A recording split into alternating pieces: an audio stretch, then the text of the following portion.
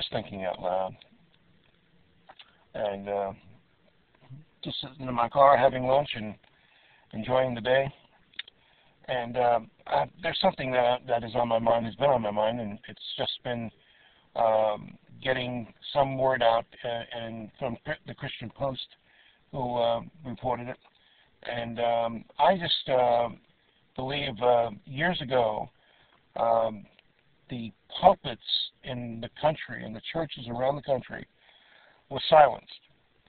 And this, I believe, is why we have, and this is what I believe it has wrought in our country, and that's the immorality and a nation that is cold to religion and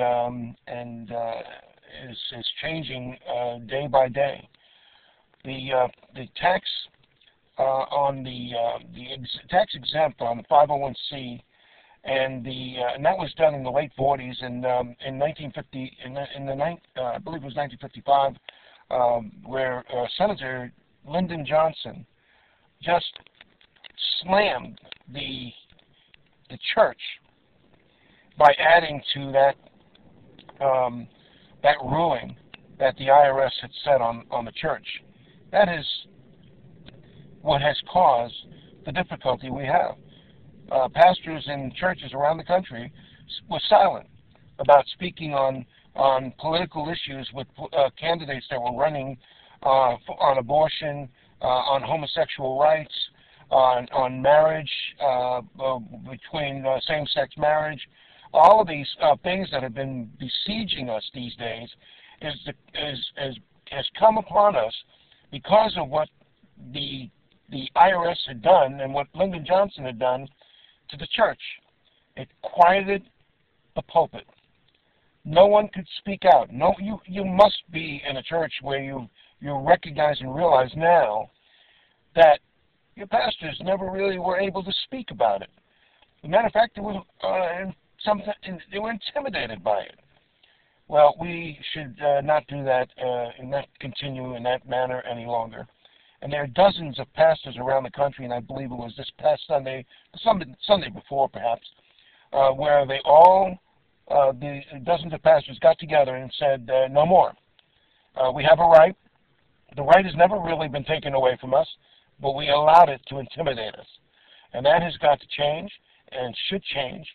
And believe that pastors all around the country are starting to get the word that they have the right of freedom of speech. It's not taken away from them around that pulpit. And that's where, from a pulpit, you speak. That's where the word goes out. And God's word was silenced by speaking out on those politicians, those politicals that were in favor of homosexual rights and in favor of abortion, of the worst and latest kind in our country. We have really lost a great deal of time. We must do something about this horror that has taken over our nation, and it's going to change. There are pastors and preachers who already have started speaking out, speaking with the truth, speaking boldly, and speaking with courage. Thank you, indeed. Thank you for those who are doing that. Thank you for that. Thank you.